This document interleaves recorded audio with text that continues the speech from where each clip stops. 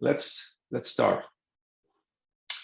The background is that educators at all levels, they have the key roles in terms of teaching performance and thus learning outcomes. And this session is limited to vocational education and university and colleges level. And we have the perspective of administrators and teachers, but okay, of course, all people are welcome. And the program is that I will quickly give you some background, and we can try to do the introduction quickly. And then I will give you more focus and aims of the session, and then we do an assignment of participants. We will, after that, have the 2 keynote addresses and then do some kind of a discussion using the platform and see what are the conclusions and way forward. So now there is a platform how we can do the introduction without having going around all one by one. So Saija, if you can write this link to chat.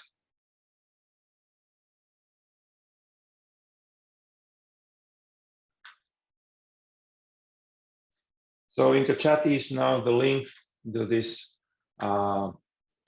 introduction wall. I will share it to you. The idea is that teachers will use blue color, leaders green, and others orange. And then you place yourself in a right continent where you are coming from. So we will see who we are here.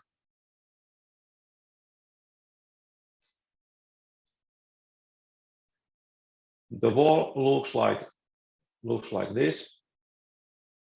Just go into the right top corner of the screen.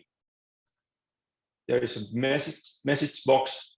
Write your name here, your title, and affiliation. Select the color here. If you are a teacher, select blue. Press send. It will pop up in the middle. And then you just move your character to the next to the continent where you are from. So please move your character once it appears here in the middle right away to the right position. Is that okay? So we will see who are we.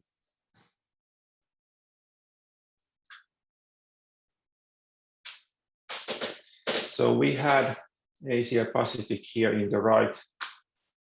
Let me put it back.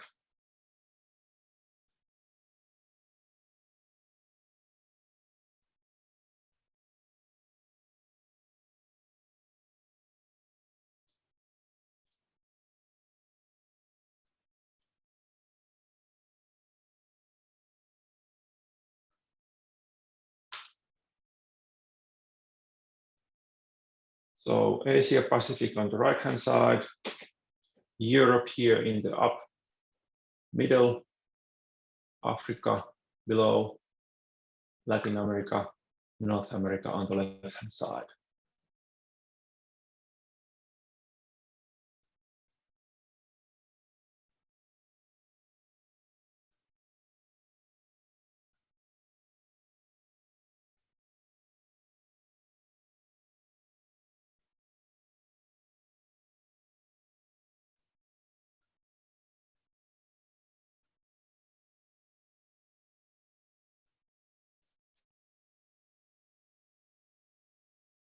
If you are quick, you can also add your photo like a road. You made it. Okay, looks like this is Asia, Europe, which I was expecting. We have Gary blank That must be late, late night in North America. Okay, very good, very good. Let's move on. We have most of the people we have here. I think teachers, if you have used your color codes correctly, I guess teachers are the most people here. Okay. Let me go back to the PowerPoint presentation.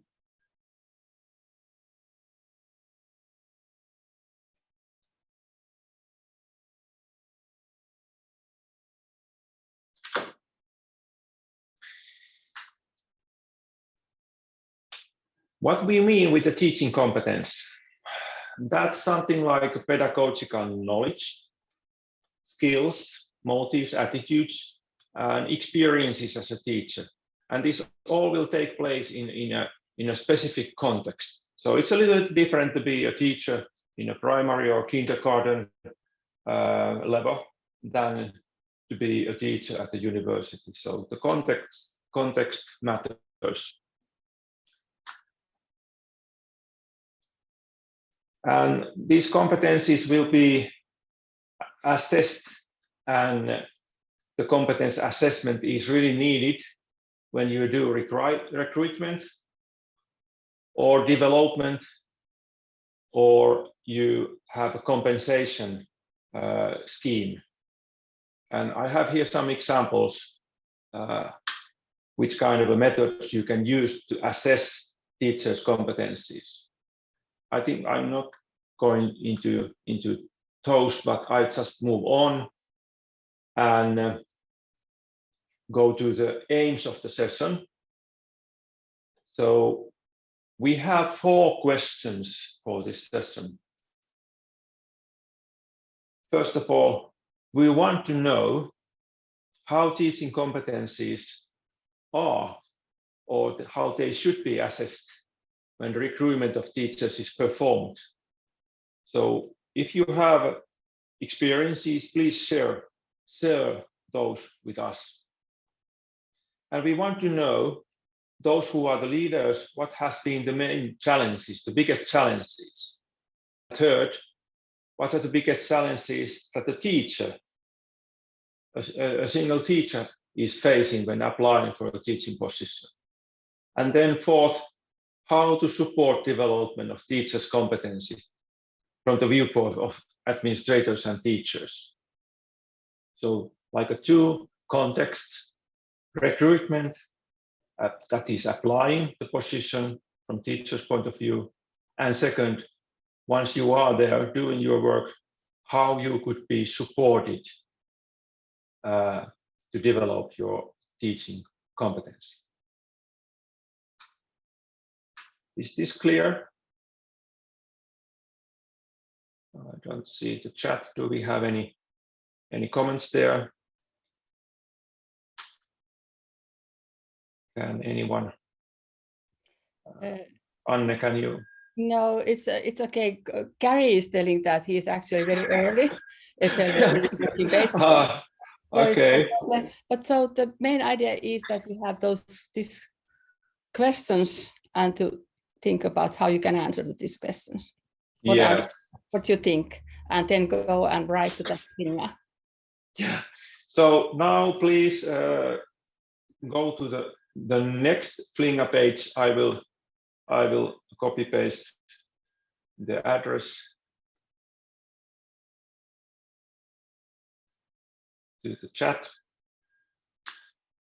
So this is now idea to take the first quick insight what's going on. So not needed to have any deep thinking at this point, but your first ideas, you could select, let's say, one main topic, which is the most, which you are most keen on, most interested in. Just select one topic, one question, and write your ideas over there. so that we can get some contribution at the beginning. And the system is the same. Right top corner, there is the message box, and give you short answers.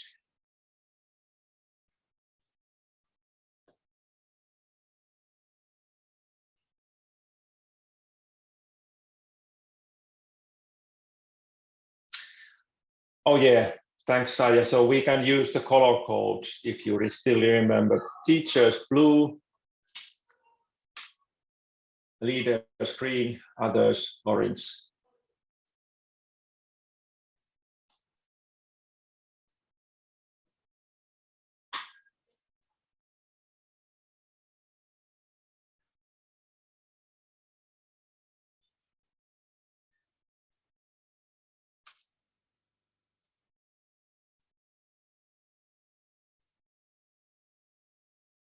So teachers blue, leaders green,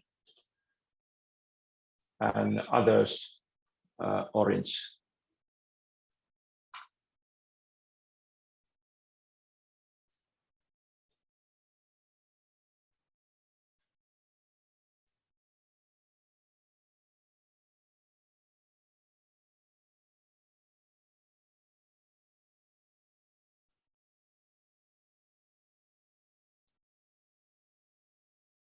So let's still do this 1 more minute so that everyone can do it properly. So we have now no more than 6 contributions here. So if anything is unclear, please let me know. Just open your mic. We are so few, 25, that's okay.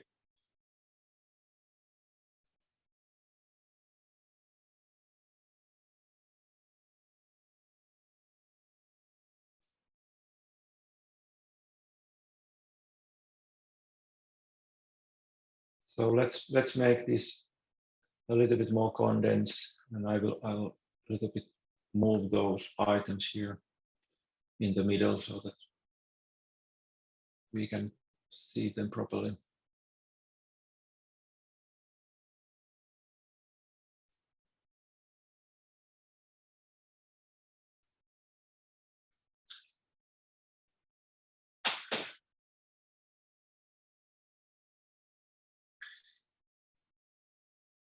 Okay, I think we have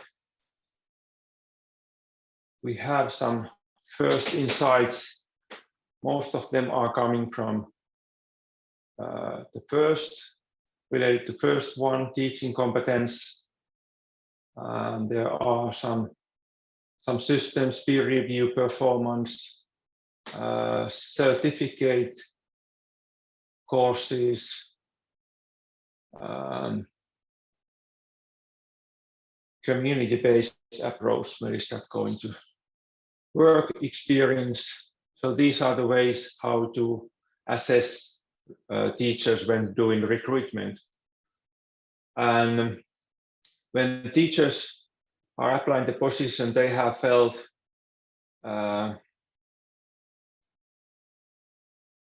that the biggest challenge is to be properly educated, and a lot of work, limited resources for planning and preparation of materials. So there's a lot of materials you need to send with your application. Challenges from leaders, recruitment, research performance, not teaching capacity. Okay, yes. Many students interested, but the ministry does not want to hire them.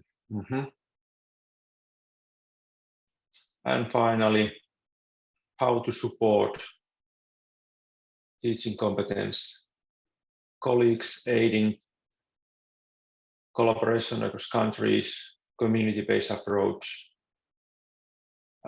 They should enjoy any kind of education. Yeah. Okay, we are still getting more. That's okay.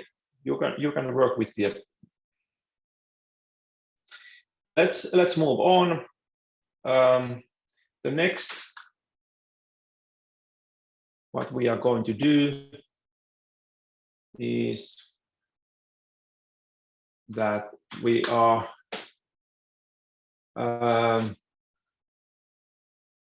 warmly welcoming our speakers. First of all, I'm glad to introduce you to Nevgi. Anne has an adjunct professor title and working as a university lecturer at the Department of Education, most precisely the Center for University Teaching and Learning. And she is really the mother of the teachers' skills training at the University of Helsinki. We have a big bundle of courses, a lot of training for teachers, and she has been planning the whole system some years ago. And she belongs to the Helsinki Institute of Sustainability Science and is the establishing member of Caledonia Campus Learning and Development Initiatives. And she's now going to give us really in-depth insight how to assess teaching competencies in university settings. Anne, Zoom is yours. Okay, thank you. Just take your so thanks, and then share my screen.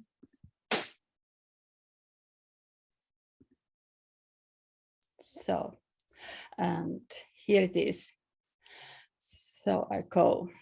My title topic of this my presentation is teaching competency. I'm speaking about teaching competency, and what I'm going to go through is I start first why teaching is so difficult for academics, because during my long career I have noticed that is the most problematic thing for many academics.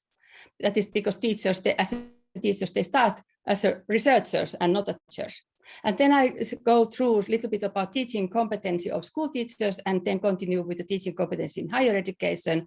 And then I end my presentation with the criteria of teaching competency, and I present the evaluation matrix of teaching competency that we have created in our university. And especially I go through this teaching competency matrix of Faculty of Agriculture and Forest. So why teaching is so difficult? James E.F. Forrest said in his article that teaching is perhaps the most difficult and complex responsibility for the members of academic profession, because from the textbook selection to classroom management and organization to giving and grading exams, teaching requires a considerable commitment of time, energy, and skill, and especially commitment of time, energy, and skill. It is taking a lot of effort, and especially if you are feeling that you are not even knowing how to teach, what the teaching is. And why is like that? Because academics do have two different roles. Most of the academics, they start their career in universities and in colleges and in higher tertiary education as researchers of their field. They start with doing their masters and then continue to do their PhD, and they get expertise in research and they get expertise in the field of their practice and go on. But then when they continue in their career, they find out that there is a teaching that comes, that they have also teaching responsibilities. They should teach, but they don't have any other idea about teaching, but what they have seen, how they have been taught, or how their professors and their teachers and lecturers have taught them. That's the idea, how they think that, how to teach. And this problem, this is actually about consideration of research teaching nexus, because it comes something, because when you are actually expert in a research, your teaching is based and is carried on your research. And then that's why I start thinking about academics teaching competency. It is based on their competency as a researcher. So their teaching competency is about how they do research. And then we can think that they have a different kind of this, how they teach. And this I have taken from Michael Healy, when he divided that what is research-based teaching in university, and he identified 4 different ways of teaching about research and helping students to become researchers. So I have taken this idea about that.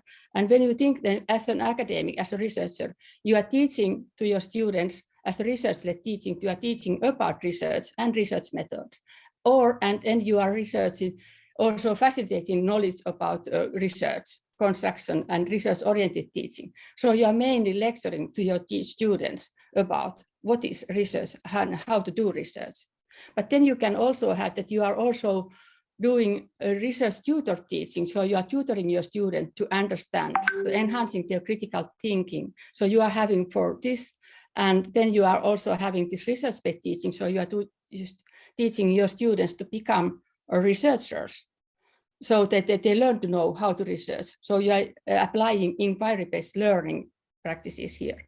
And so here you are actually more student focused, and you are taking your students as your colleagues and junior colleagues, and you are supervising them to become researchers. And so here you can have that you have in your teaching competency as a researcher, you have emphasis on research content and research literature, and here this side you have emphasis on research problems and processes. So basically teaching competency in academia is based on as being a researcher.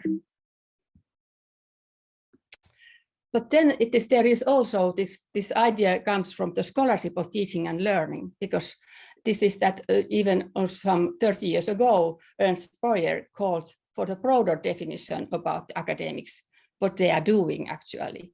And he included that 4 different kinds of scholarships: scholarship of discovery, scholarship of integration, scholarship of application, and scholarship of teaching. And scholarship, all those 3 first are scholarship related to research, to how to do research, how to integrate research into practices, and how to apply research knowledge. But the scholarship of teaching is something different that arose because it was something new. And then continuing, it began to emerge this distinction between excellent teaching, scholarly teaching, and the scholarship of teaching. Excellent teaching is basically only about teaching, that you are excellent as a teacher and you can teach so that your students learn. Scholarly teaching is that you are already having some understanding more about, you are combining your research and understanding your expertise in research, and you are combining that into your teaching. But the scholarship of teaching is different. It is also that you are systematically researching your own teaching and learning and your students' learning. So from here, I take from the article of Kern, Mettendal, Dixon, and Morgan, 2015, how this teaching competency of university teachers, professors, academics can be developed and how it is. So we can think that every one of us may have started from first as having some practice of teaching, being given opportunity to teach. And if you want to continue and your teaching competency, you should start document your teaching practice, curriculum, student, and somehow during this, so you start with writing your teaching portfolio. This is that informal and private area of developing your teaching competency. But then if you are continuing, and then you can go on more sharing about, for public, you are sharing about your teaching ideas. You start collaborating with your colleagues and other teachers, and then think about how we can have some teaching development project in our unit, in our department, in our university to improve the quality of teaching. And so you are sharing something what you have in your teaching portfolio. You are sharing that with your colleagues, and you start doing that more public way. But this is all informal, and it is not such a systematic way of developing your teaching competency. So you can also start developing your teaching competency more a systematic way by reading the literature, participating in a pedagogical training workshops and seminars, and becoming more scholar in your teaching. And then you can have also, but then more systematic and more public way is that about what I told, scholarship of teaching and learning. So you have teaching competency is based on that you are engaging in inquiry of teaching and learning processes in just doing research on your student learning, on your own practices, and you are doing research with other colleagues, and then you are going to conferences and presenting your papers, and you are writing peer-reviewed scholarly articles with your colleagues. And that may be also transdisciplinary research articles. So that's basically that you are developing your teaching competency. But then what about teaching competency of school teachers? Because school teachers, they are as a professional teachers. And there are many areas of teaching competency of school teachers, how they are defined, because there is a very long tradition of to do research on teaching competency of school teachers. So some of the main dimensions are instructional effectiveness, classroom management, formative assessment, personal competencies, soft skills, ethics, and cultural and knowledge. Instructional effectiveness means that you are capable to teach in such a manner that your students will learn. Classroom management means that you are capable to organize classroom situation, organize student working in a classroom and lead that.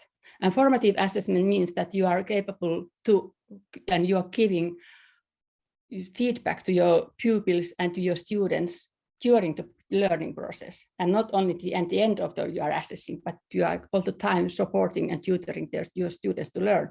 Personal competencies include your interpersonal intelligence, that you can communicate well, you can understand other people's emotions and feelings, and you can understand your own feelings, and you have other ways of how to interact with your students. Ethics and cultural knowledge is nowadays becoming more and more important, because many students come from different cultural background than your own. So you must understand these cultural differences and even language differences. And then, of course, we can add here some ICT, information technology, knowledge skills, digital knowledge skills, and how to teach in remote teaching. So this is something what teaching competency is seen as a school teacher's teaching competency. But then I go back to this teaching competency in higher education. And I take here, starting from the Schulman, because there is two different kind of knowledges. Which are, the first knowledge is the content knowledge. That is that you have this, as I said, you are a researcher.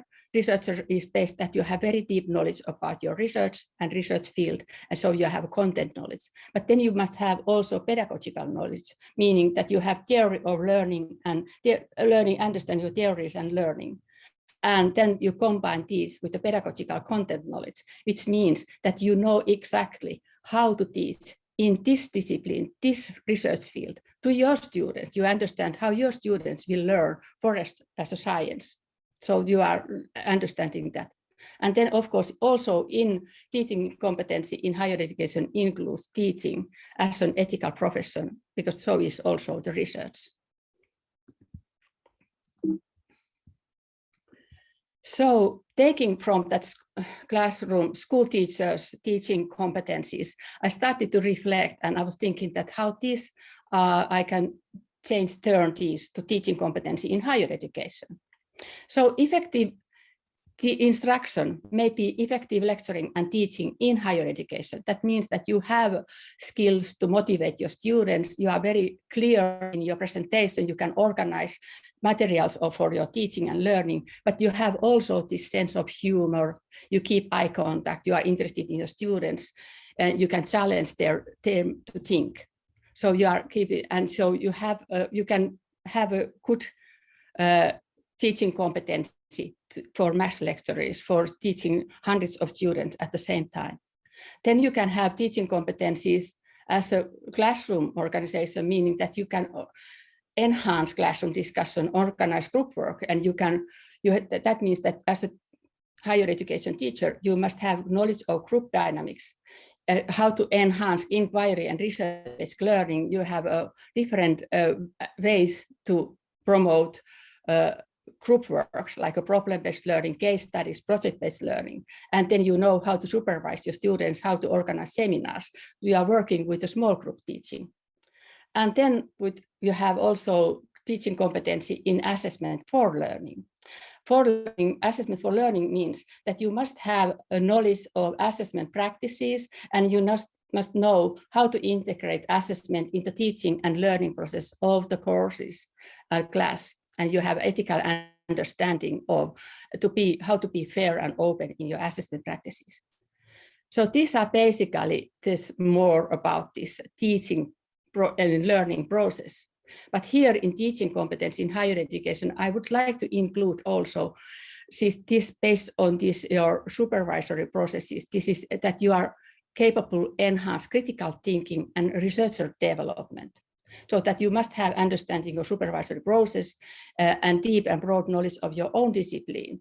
And you are ethically committed to be as a supervisor. And you need here also these communication and interpersonal skills. And in your teaching competency area, there is also that you have evidence for your continuous professional development, so that you can show in your, for example, in your teaching portfolio that you are doing research, you are researching and assessing your students' learning, you are developing your different kind of pedagogical skills, digital skills, knowledge, and you are developing assessment practices, and then you are interactive feed-forward practices to develop the course. And all this, when it comes together, it means that you must become self-aware that you are a teacher. And then you are reflecting your own teaching practices, systematically developing your teaching practices. So you are like, this is that a scholarship of teaching and learning. And doing that, you are developing professional identity as a teacher in academia, in a university, besides your professional identity as a researcher, as a representative of your own expert of your own discipline. So what about teaching experience? As even Mika already said, and teaching experience is something that is always said that it is also something to do with the teaching competency. And of course, we think that when you are more you teach, the more competent you may become.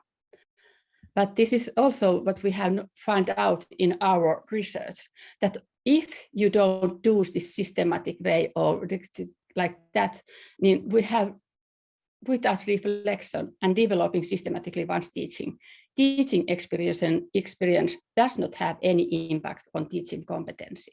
Teaching is remaining just the same lectures, same delivery, same way, and no change in the teaching, no development. So there is very necessary that we have in a teaching portfolio, for example, examples that the applicant is having some kind of development projects and aiming to develop teaching. So how to assess teaching competency? It must be evidence-based assessment. There must be evidence, for example, of teachers' pedagogical thinking, that applicants' pedagogical philosophy, and or what kind of pedagogical development activities applicant has had, or what kind of teaching learning materials the applicant has developed, or how participating in developing the quality of teaching, or other activities to develop teaching in the community and supervision experience. So here I go.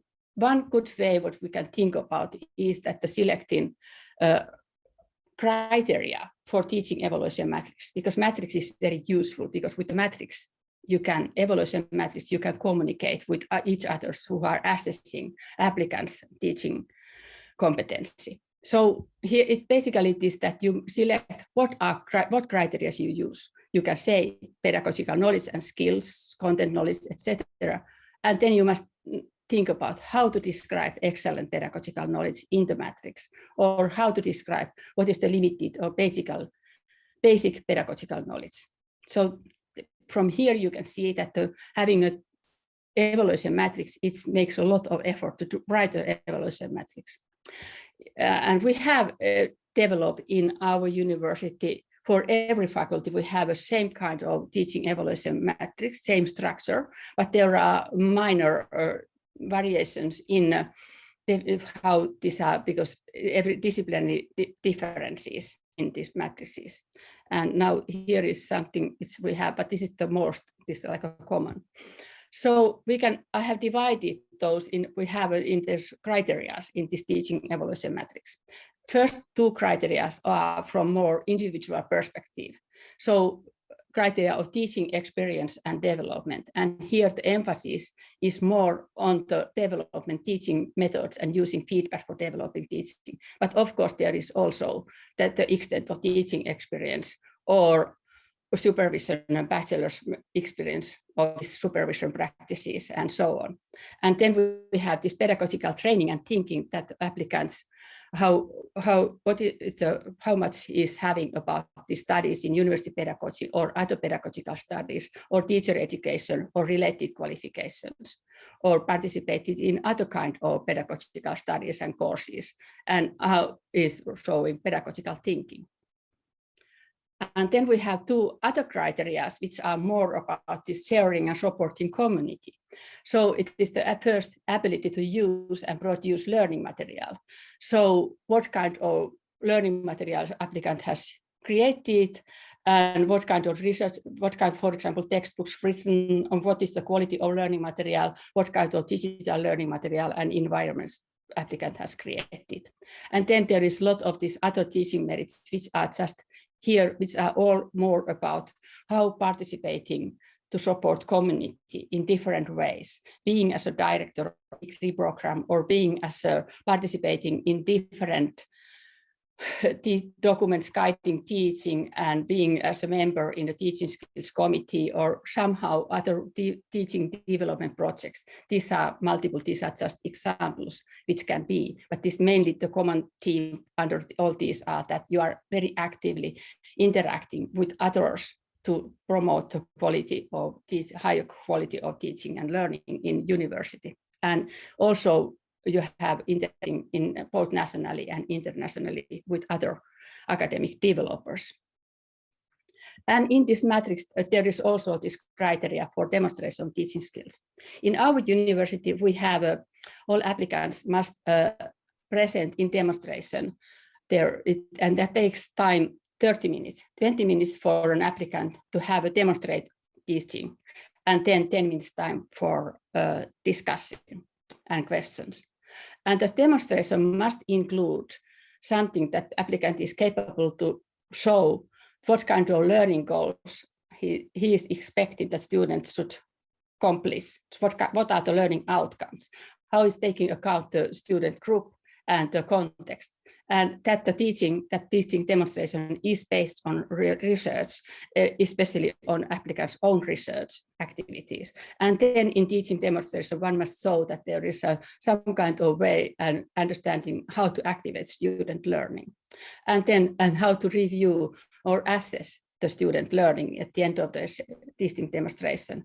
And then there is an overall teacher's performance, like a teacher's voice and eye contact and how relaxed and natural or such a way is. And then one thing is also time management of the demonstration session. It's always minus if you go a little bit over your timing. So you should be capable to keep timing. So thank you. This was my presentation and happy to see if you have any questions. And I stop my share.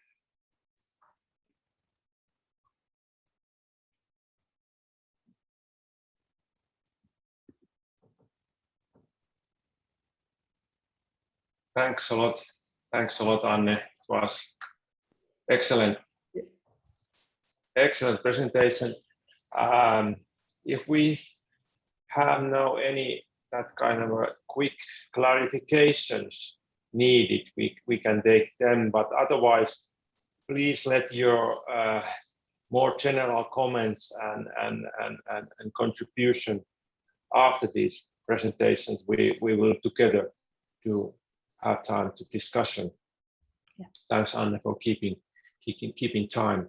So looks like there is no questions, clarifications needed. Everything is now clear after this. So I will move on and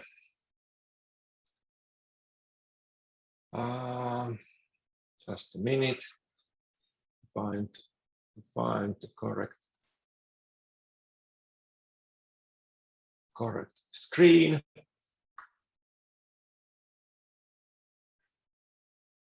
Sorry about this. This is the This is the black moment of each teachers, that you are lost there between the screens.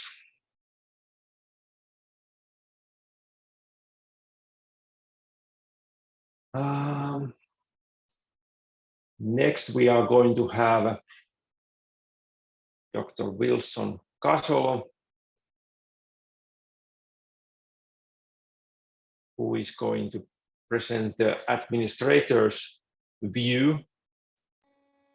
And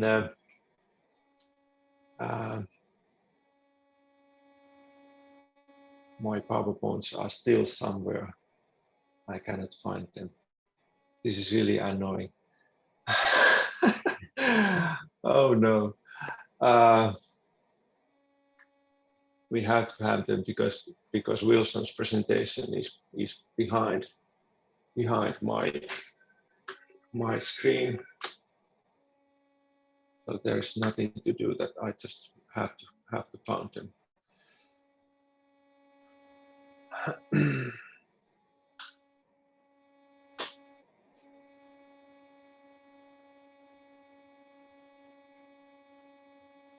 Anne, could you keep going and talking a little bit for a while? I can find my presentation. Okay, I'm just searching for that link. Sorry, because evaluation matrix. Okay, Saija found it. Okay, good. Thank you, Saija.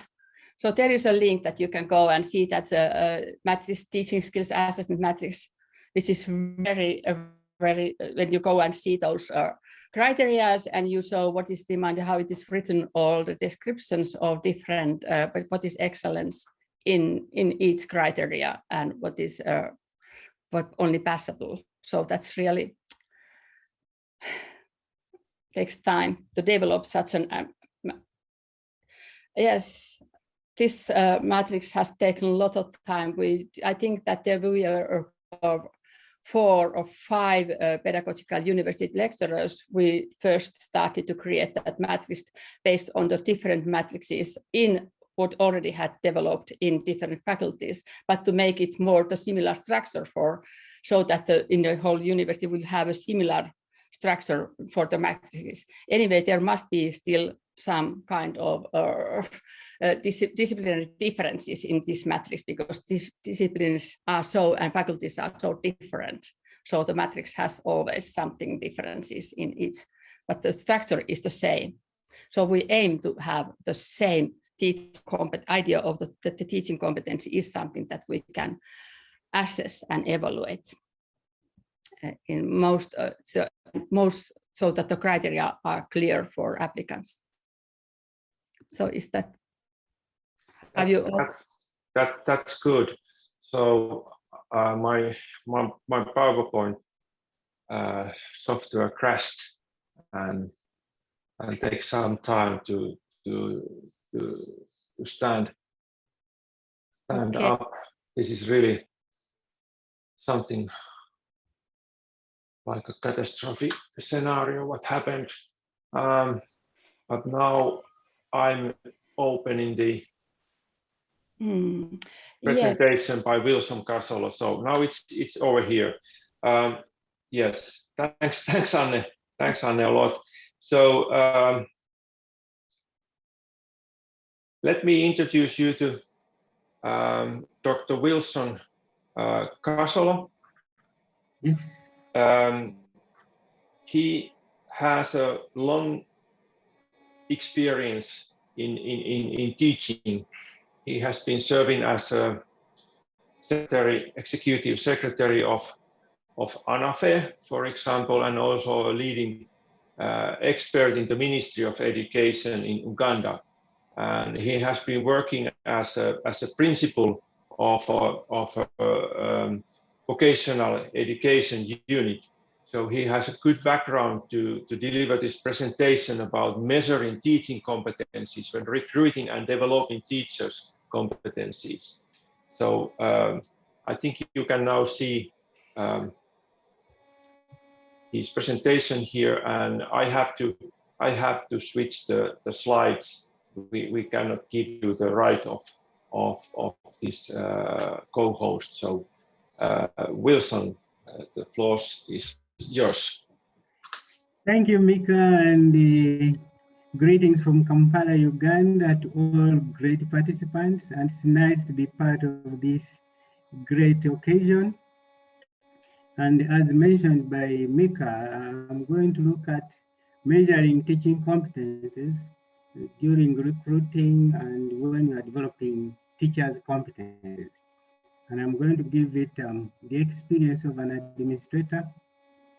As it has been pointed out, I did it for quite some time. As you note, I think there's so many issues, competencies, aspects that one would want to look at when you're recruiting a teacher, but also when you are developing a teacher, as indeed clearly pointed out by Anne. Now the challenge is, how can you manage or make sure that you are so thorough when you're recruiting a teacher so that you say, yes, I've looked at all the aspects that I should be covering and be interested in when I'm recruiting somebody to teach. Next, please. Next slide. Yeah, I think I would just want to give you some overview as to what really happens or what used to happen when we are recruiting. And the universities have their own systems of recruiting. They would basically have their own human resource management systems for recruiting and handling all issues related to human resource. Whereas the forestry colleges, well, the teaching staff would be generally recruited by the central government, that is the Public Service Commission. Now, when it comes to recruitment by Public Service Commission and also by university agencies, generally there is the general outlook of advertising the jobs that they want to be undertaken and also giving the job descriptions and the requirements in terms of education, experiences, and competences. Then the shortlisting is done, and basically this is done using the credentials that have been presented by the applicants, and the shortlisting. After shortlisting, the interviews are conducted by the recruiting agencies. In the case of universities, it will be the Human Resource Department, and in case of those recruited for government and by government, it will be the Public Service Commission. Normally, there will be, in the case of public service, there will be a representative from the college that is taking on the person to provide the technical inputs in terms of assessing that candidate to handle what is being kind of like advertised or rather wanted to be filled. And then the panel normally would interact with the candidate for about 30 to 45 minutes because generally there would be many, and therefore time is normally limited for interacting with the candidates. And at the end of it, a final decision is made, normally in the case of government staff by the public service, oftentimes in the absence of the agency or rather the institution that is interested in that person. Next. Next slide, please.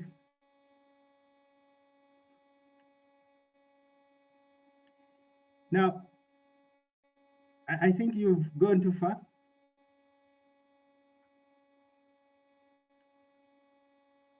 Yes, I thank you so much. I think there are so many challenges. Given the process that I've highlighted, there are challenges in terms of measuring teaching competences that you would want to kind of like have when you're recruiting. And these are some of the issues that I would want to point out. There are issues which I'm calling exogenous shadows, issues that are outside and beyond the management of the recruiting panel. Things like the emerging issues in forest management, emerging issues like climate change, ICT, and other issues that finally would come on board as a requirement for that person to teach. They may not be known at that time, so assessment cannot cover that. There are also elements of favoritism. This would pop up quite occasionally because some person would be preferred in complete disregard of the competences that person may be having or has demonstrated. And then at some point in time, there would also be conflict of interest. Depending on the composition of the panels, there would be people who would want, for example, to push and probably highlight more and emphasize more aspects that are a result of their training or their background that would come into kind of like compromise what you would strictly be looking for in a person as a competence to teach. And then there are limitations related to adequate candidate assessment. You know, for example, the inadequacies in the interviewing panel composition. You cannot, as Anne has pointed out, there are so many competencies that you would want to assess in a teacher.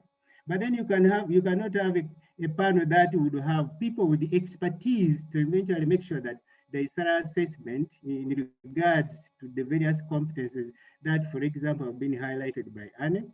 And then the time available is also limited. So basically, to exhaustively kind of like find out the competences of a person within that limited time is also very, very difficult. Then there are challenges related to academic credentials. It's sometimes very difficult and often actually to relate the quality of academic credentials to the competences that a person has, because the academic credentials could be quite good, but when it comes to real, personal, the knowledge, the abilities of the person, you may not be able to relate during interviews. Then there is the environment for interviewing and recruiting. It may not be possible for you to, for example, carry out the kind of, for example, if you want to find out the practical skills of this person, you are in a boardroom, that would be difficult. So the environment also limits your ability and the extent to which you can go to assess the competencies of the candidate. And then there is generally limitation in assessing practical skills, which are actually very important in most of what we are doing, especially in forestry, and much more so at TVET level, at the technical level, because you want to emphasize that a lot. Next slide, please. Thank you. Now, how can we measure competencies when developing teachers' competencies? That was about recruiting time. Now, when you've gotten the teacher on board, how can you measure the competencies to really look at the development phases and increments that are associated with the teacher as he is with you or she is with you? Now, you could use students' performance in exams. You can also use the research projects that the students put up. And then,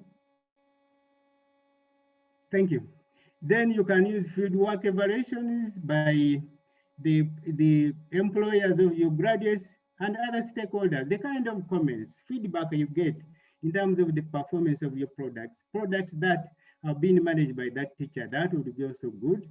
And use of annual performance evaluations and assessments could also be very good. They enable you to understand and highlight elements and weak areas of weaknesses, or also get to understand how this teacher has developed, has improved these in terms of the performances, the competences that you would want to see in that person.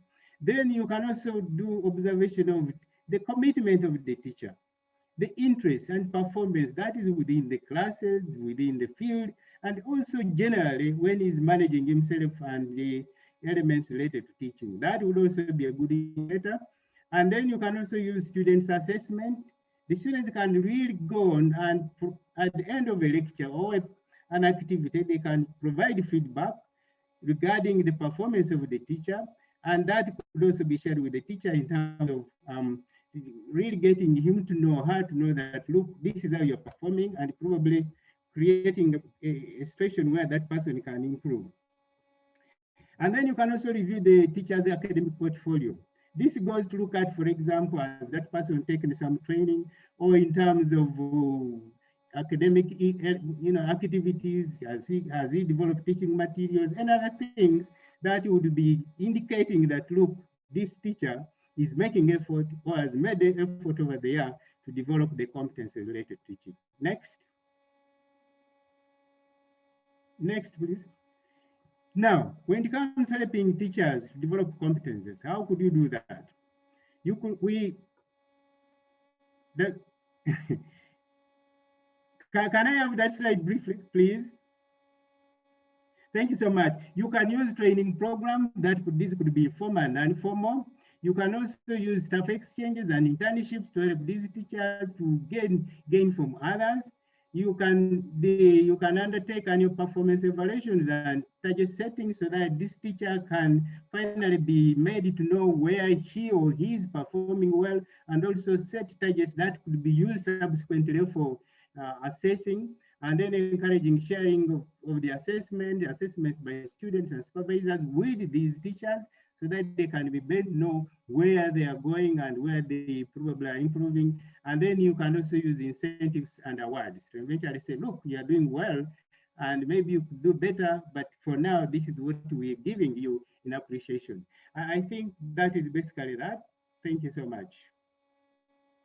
Next.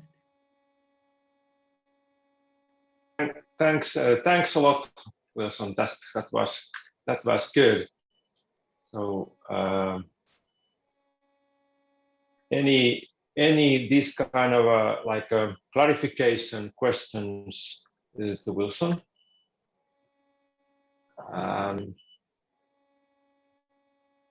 If not, okay, we are ready to move on as the program. We have next the your contribution again. We will now have a look again the flinga that we made at the beginning, and you can now revisit the ideas that you had at the beginning and others had. The idea is that you think about one or two most urgent topics that needs to be addressed, that needs development, that are really the challenges in your context. You can modify, you can take them as they are, or you can modify or combine them. And then we will have a final flinga where you propose the most urgent things, one or two, and we will vote about them.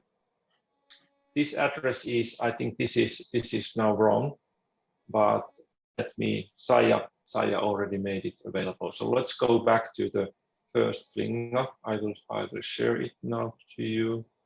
It's over here. So please have a look on those ideas once more and think about which are really the most urgent issues that needs to be developed.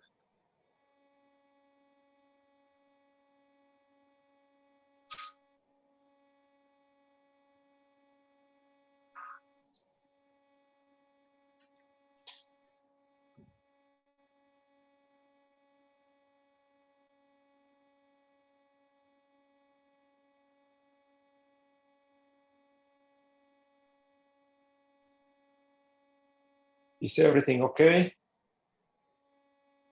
You don't have to write them here. Just make them in your notes. Write them in your notes.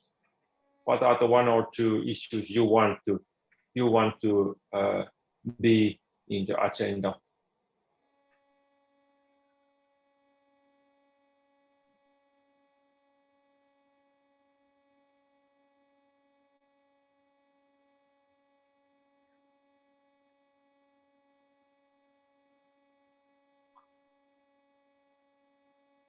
Do you need more time? Are you ready?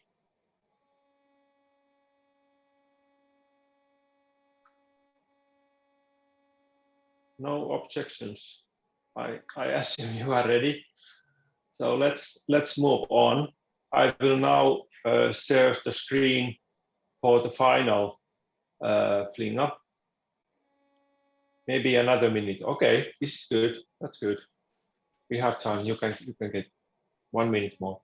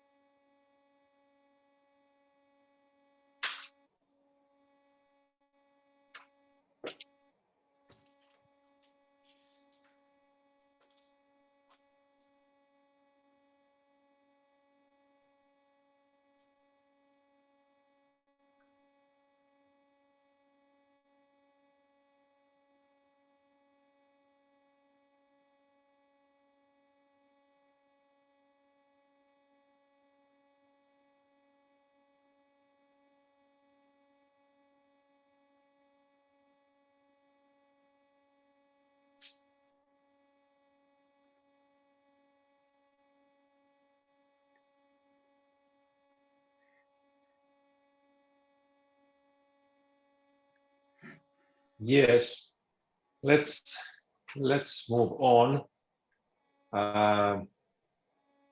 Saya, could you share the address, the link to the next fling in the chat?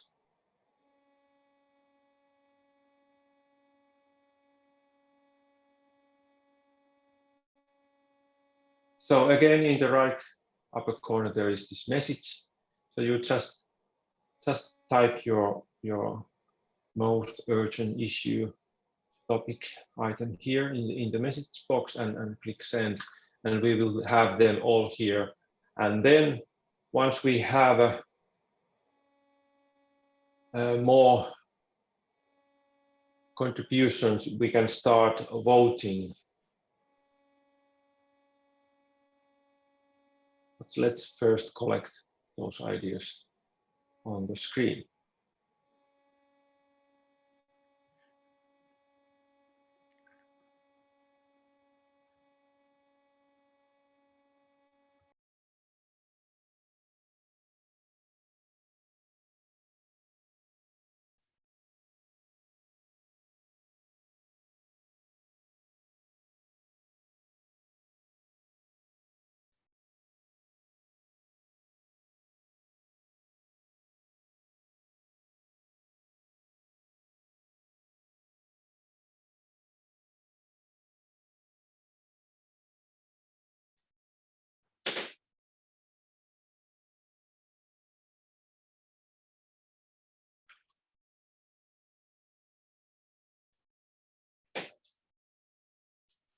So is there unclear how to do it? I don't see any proposals yet.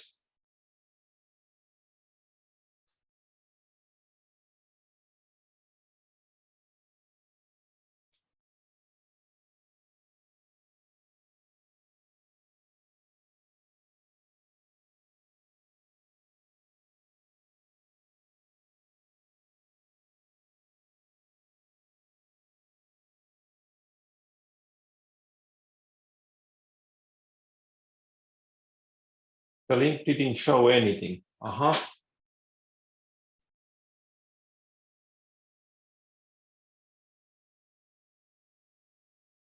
Well, it doesn't show because there were no contributions, but now there's a first contribution. So you just go there in the upper corner here, upper right corner. Yes. And there is this message box. Put your message here.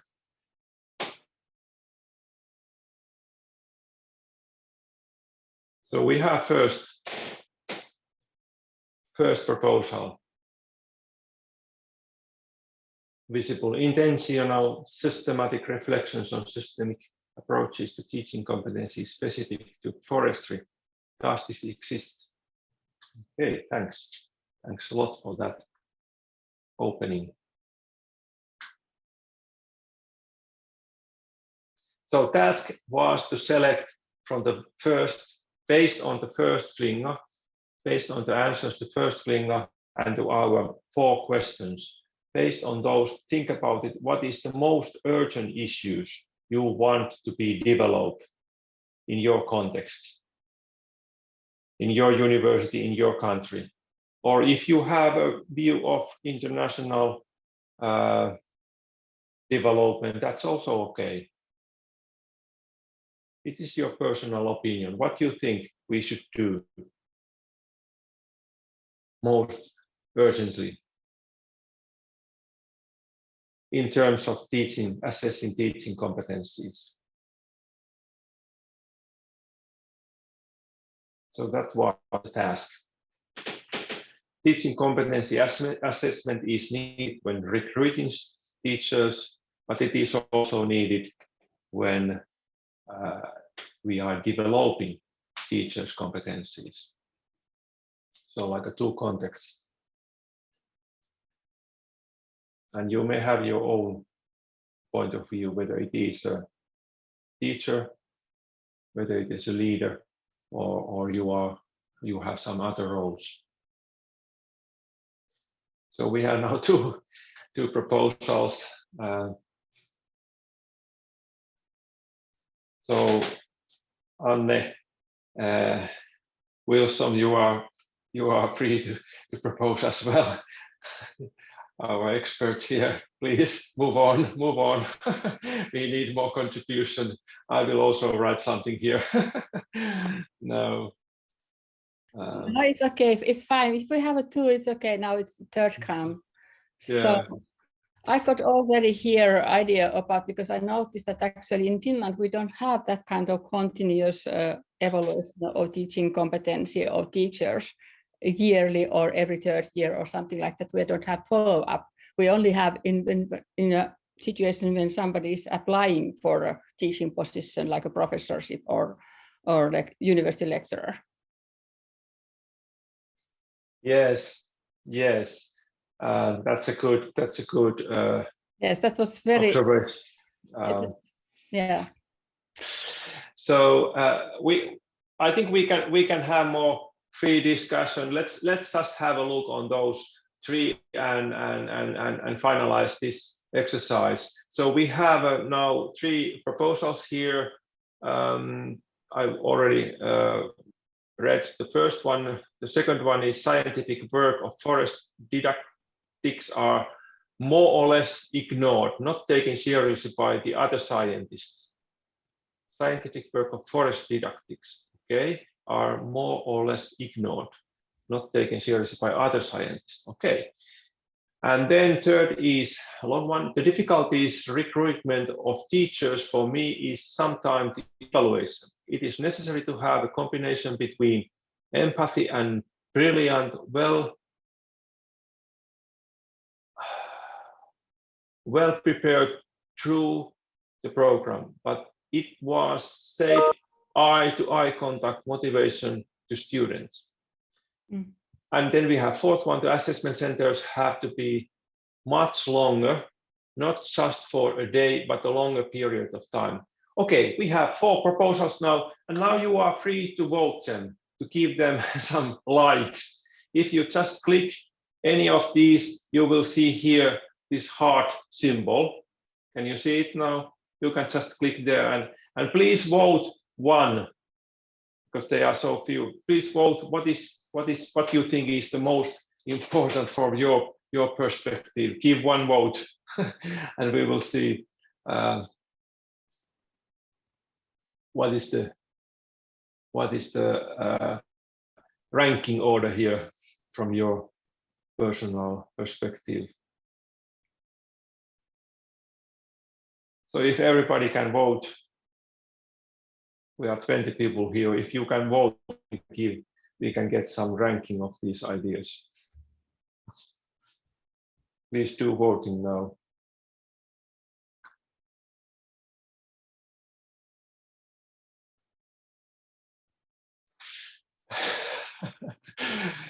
Rod, you have a nice comment there. Teachers are the worst subjects to do these exercises with. Oh yeah. So So you see the heart symbol here. Just click that, and you will give you will provide a vote.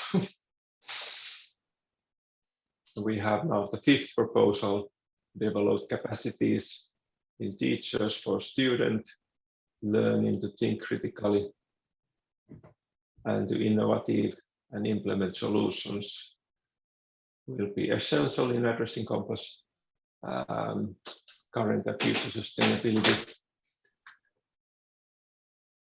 Okay, please, do you have some difficulties? If you agree with something, please click this icon and the heart symbol that will give likes, that will give a vote to that proposal.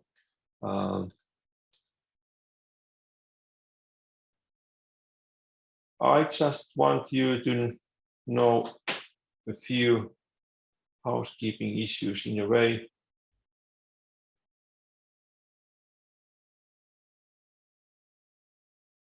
The first thing is that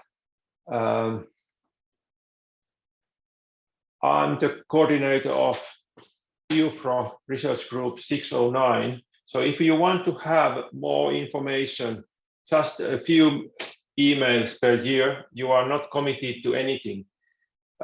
Take the registration link that I just shared in the chat.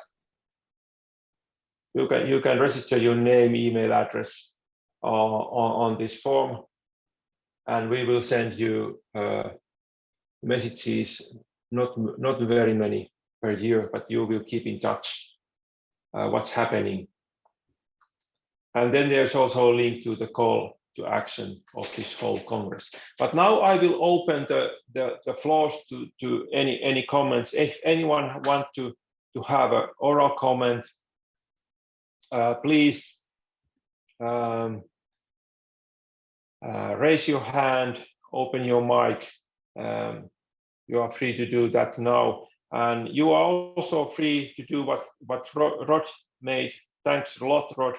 You copied the document that you are using as a model for processing this teaching assessment. So this is really valuable. Thanks a lot.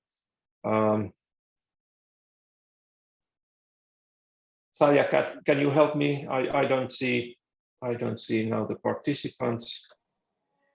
Anyone is? Can I say something?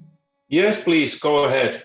Yeah, I thought of, when it comes to us, conducting interviews and or rather assessing competences during interviews and assessing, development of competences, going by what we have come to learn as required competences. Sometimes when we are doing job description to be passed out for an advert, and also when we are finally indicating what should be looked at during the panel, there is lack of knowledge, lack of capacity to do the required job description, but also to kind of like lay out what would be looked for or how the panel should conduct an interview to eventually get somebody responding to what is needed. I'm wondering whether there could be a generic framework to guide situations where people totally don't know how to maybe conduct, do an assessment when recruiting, so that elements like those that have been brought out by Anne, which are really important, are seen to be part of what is asked or what is managed during interviews or during recruitment. That would be helpful. But also, I liked very much what Anne brought up when you are tracing competency development in a teacher. I see the instances where we really don't know how to do it and what to be on the lookout. So a generic framework indicating that, look, this could be your Bible or reference note if you want to trace the competence development in your teacher. So I thought those two would really be very helpful if they are looked at. Thank you. Thanks a lot, Wilson. Would you want to continue from that, or I really like that idea that we could have more general frameworks that we can share and people can use and adapt those to your own context. Yes, I also prefer for that, because when I'm going through this research literature on evaluating or assessing teaching competencies or teaching portfolios or such, there are no general framework actually. And even for school teachers, professional teaching competency is, but they have developed more. So starting from that, but there are some which are specific in higher education. We cannot take exactly the same teaching competencies as in school teachers, then taking them to translating them back to the university level. So we must, because that's why I started from presenting this idea of research-based teaching competency, which is especially expertise in your own research, and then you build your teaching competency on that. Rod, would you like to elaborate a little more what you were on here? We have 2 minutes. Sure, yeah, thanks. Yeah, I guess my thoughts were, that forestry is often being taught as a very, as a competent, we're talking a lot here about competency-based kind of learning. I mean, we're thinking about it from a teacher's perspective, but I guess what we want the teachers to be demonstrating is this capacity to bring together knowledge and from different disciplinary areas in order to be able to solve more complex problems. Because forestry, I guess, has always been as a more a specific set of materials that you have to get across to the students in a disciplinary area. John mentioned last night, it's had a long history, forestry, and that history, sometimes holds it back, I think, from looking at problems more holistically. Good, thanks a lot. I think we have to finalize the session. We got some ideas, and I think we can continue. So please register as a participant in this IUFRO working group. You can contact me directly into my email. So let's keep in touch.